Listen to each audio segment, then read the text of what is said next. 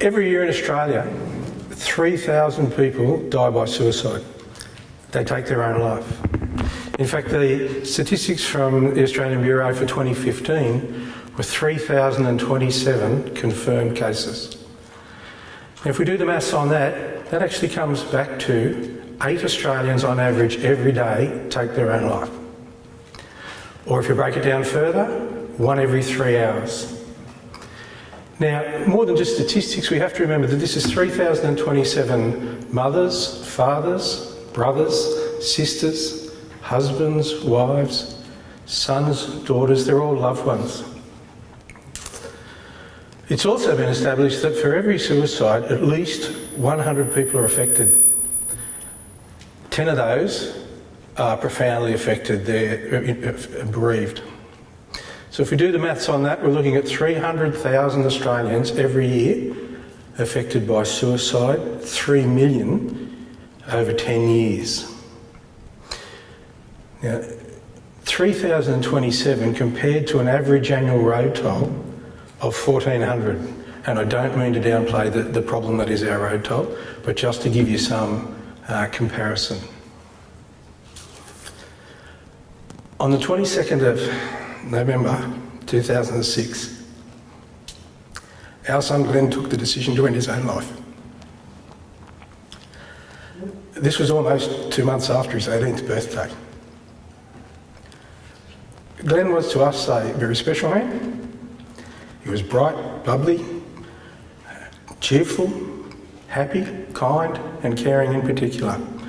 In fact, cheeky, mischievous larrikin is how some people would have described him, and I certainly did from time to time. He had no interest in academic endeavour, but it was an outstanding athlete and sportsman. In Year 11 in his school, he represented that school in 7 different sports at open and up to state level, while also being heavily involved in surf club contests and longboard surfing contests. Around the time of his 18th birthday, he was convinced by, we'll call them others, to move away from the Sunshine Coast and his beloved surf. It was just 6 weeks later that we received a visit from 2 of the local police, a visit that I came to learn more people than I previously knew had. In the days and weeks following this news, it felt like a thick fog had descended on us. I had to find the strength to function somewhere near normally from time to time, because there were decisions that had to be made and actions to be taken. The rest of the time felt like living in a washing machine, jumping from anger to sadness, guilt to blame. Then you get the if onlys and is this real stood out. In spite of the statistics, suicide has not been regularly and openly discussed. It's been a taboo subject, and it quickly became apparent to me that there was a stigma and ignorance attached to it. This stigma first stood out to me when the first direct member of my family came to our house that evening, and the first thing they said to Megan and I was, "This is no good, is it? But we will get it cleaned up quickly and quietly, won't we?" I think you can probably imagine another dose of shock and dismay just hours after having learned of the death of our son. Stigma was further highlighted to me through the regular use of the phrase committed suicide when referring to Glenn's passing. To me, this implies an offence or criminal action and in no way reflects suicide as being a person's decision in what must have been a very dark time. Suicide is the leading cause of deaths in Australian males between 15 and 44. To help reduce the number of people taking their lives, we need to smash the taboo, peel back the stigma and learn how to support one another. The first and possibly most important thing we can do is to remove the stigma, is to change the language that we use when talking about suicide. Today I'm asking you to help me remove the stigma by not using the phrases committed suicide, completed suicide, or successful suicide, and instead died by suicide, suicided, took his own life or took her own life, ended her own life. And if we can change to this, we'll not only be making it easier for those of us that have been affected, but also help to get this tragic subject talked about more openly and regularly. A recent survey conducted by a Beyond Blue committee that I'm a member of revealed that the majority of Australians that were spoken to are well aware of suicide and many of them the extent of the problem. It was also interesting to me that their response when asked how they thought things might change was that it was very much a matter for governments and organisations like Beyond Blue. They didn't see it as something that they should be involved in. I believe a major part of our problem is that we as Australians have lost our sense of community. We no longer look out for and after each other. And this is something we need to change, and you're an important part of that change. To help you become leaders in bringing about this change, I'd like you to consider what some of the early warning signs that somebody may be struggling might be, and how you might be able to support them. Warning signs might be comments, behaviours, situations, experiences, or a combination of any of those. You might hear subtle comments like, "You would be better off without me," "My family would be better off without me," "I'm tired of life," "I just want out," or "Soon I won't be around." It's been good, but we must all say goodbye at some time. Through to "Here, take this watch, ball, favourite thing, whatever it might be, I won't be needing it." Or even, how do they preserve your kidneys or another organ for transplant if you die suddenly? Clues can also be found in changed behaviour. These includes unexplained episodes of anger, aggression or irritability, self-harm, risky and reckless behaviour, gathering or stockpiling medication including tablets, getting their personal affairs in order including, more so with adults, buying additional life insurance, and giving away their personal possessions. And particularly moving suddenly from a state of depression and despair to being very happy, and this happening very quickly. This is often a decision, an indication that their decision has been made. So we need to really look out for that one. We also need to be aware of changes in circumstance.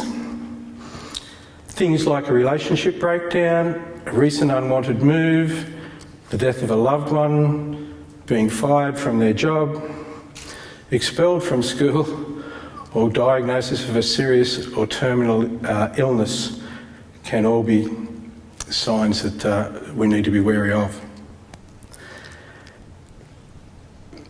Next, we need to consider how we might plan the conversation that we're looking to have to maximise the chances of a positive outcome.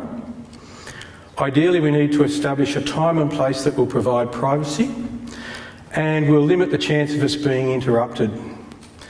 We also need to allow plenty of time because people who are considering or have been thinking about suicide have a real need to talk once that situation has been uncovered or declared by another person.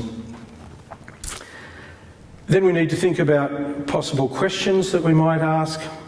You might choose to start with the good old "Are you okay?" My suggestion is that that's been marketed and used so extensively that it's a lot easier for us to deflect that. So I'd suggest that perhaps you might just start off with something simple like, "How are you?" You might say, "You all right? You don't seem yourself lately." Is everything okay at home, school, work, wherever you think their problem may have been? And or perhaps you could just say, "Hey, my week sucked. How's yours been?" You never know what you might hear. You can always follow these with a "I've noticed" sign to follow up on it. "I've noticed that you're a bit flat or tired. You're not coming and out and doing much lately. And in particular, you've been doing some really scary things lately." Just be careful to be specific with this comment and not to be judgmental. You may also, given the circumstance, find it necessary to ask the more direct question, "Are you thinking about suicide?" Extremely hard question to ask, but we need to learn how to ask it. It's really important. Do not ask closed questions. Questions like, you wouldn't do anything stupid, would you? You're not thinking of killing yourself, are you? Suicide is a dumb idea, surely you're not thinking about suicide. Don't use those. They're in fact, I don't really want to know questions and are quite dangerous. Once you've asked the question, you need to be patient. Remember, silence is okay, and don't push by asking 1,000 questions. Don't interrupt, just listen. Let them know that you really care and be sure that you don't rush to judgment. While listening, we need to identify the problems that they believe will be solved by them taking their own life. We need to ask some questions to uncover that and to be sure of it so that we know that we can help them get the appropriate help.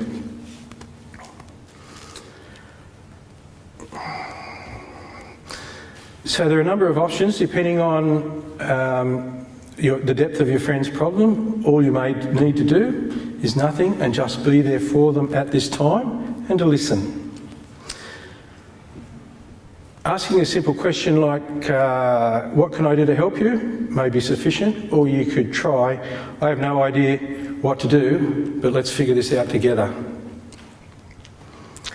If you have a deeper concern, you should look for a commitment from them to get help immediately by asking them, will you come with me to see a school counsellor, doctor, Headspace, or talk to Lifeline if you need to? Or would you like me to make an appointment for you to go and do one of those things? At this point, you could also seek a commitment from them. I want to help you live. Can you promise me that you will stay alive until we get you some help? You also need to be careful of, if you hear the direct statements, I wish I were dead, or I'm going to end it all. Very direct things. Only thing to do there, call AAA. Ambulance and police officers are highly trained and have the authority to take care of this type of situation.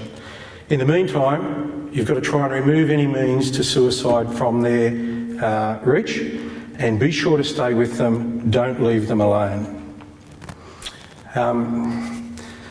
Talking about suicide is difficult for many people, but it can be life-saving. Our reluctance or inability to talk openly about suicide is, I believe, a direct result of the taboo, stigma and ignorance that surrounds it. We need to talk more openly and honestly about suicide if we want to see a change in the suicide rates. Hopefully after today you'll seem more confident to talk about suicide and will join me in becoming the change agents that we so desperately need. And I'll just leave a slide up there because I'm out of time around self-care. The other critical thing is that we be aware of our own emotions and thoughts at the time when we're helping somebody else. And I've put some coping strategies up there if you start to feel it affecting you. Thanks.